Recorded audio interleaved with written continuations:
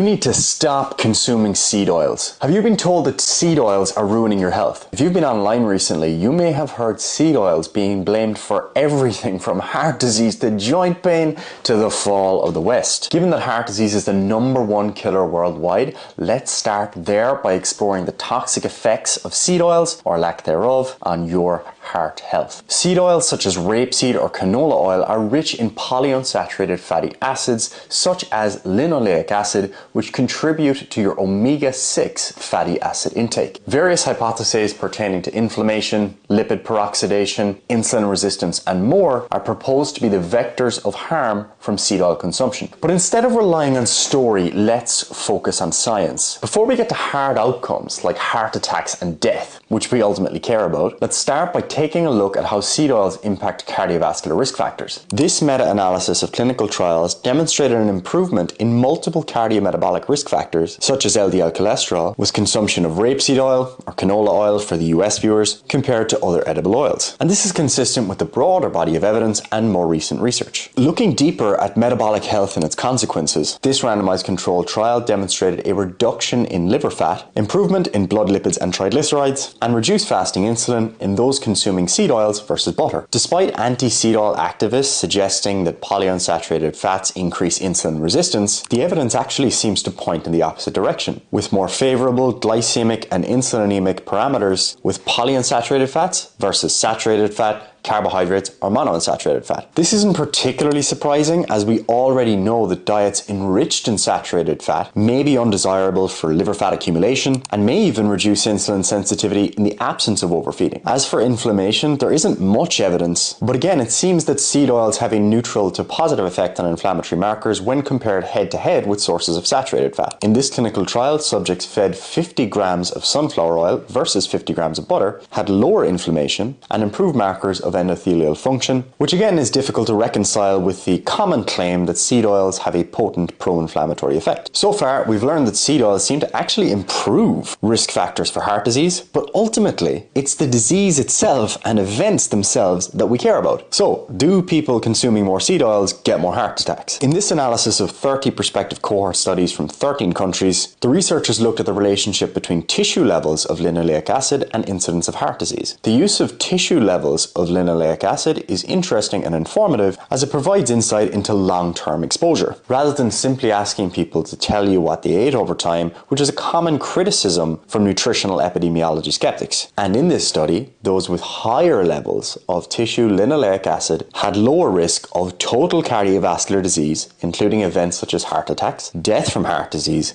and stroke. This is consistent with other evidence on this question, focusing on all-cause and cause-specific mortality, indicating reduced all-cause mortality and cardiovascular-specific mortality in those with higher intakes of linoleic acid. The case that we're building seems to suggest that, contrary to popular claims, higher consumption of seed oils is actually associated with better long-term heart health. Those who consume more seed oils tend to have lower heart disease risk. When butter and other sources of saturated fat are replaced with polyunsaturated fat sources such as seed oils, or alternatively monounsaturated fat sources or healthy carbohydrate sources such as whole grains, heart health actually improves and risk of having a heart attack is reduced. And again, the conclusion of this meta-analysis is consistent with the broader body of evidence, suggesting reduced heart disease, death from heart disease, and death from all causes in those with higher intake of linoleic acid, polyunsaturated fats, or seed oils. In the pursuit of scientific truth as it pertains to human health science, we must focus on the preponderance of evidence, and particularly those studies related to humans. Seed oil activists will often pick up random animal studies and mechanisms from a chemistry textbook to suggest that seed oils have a multitude of deleterious effects, but it really is very difficult to reconcile these hyperbolic claims with the current body of evidence. This video is specifically focused on the topic of heart disease, which is one of the major focal points for those suggesting that seed oils are uniquely harmful,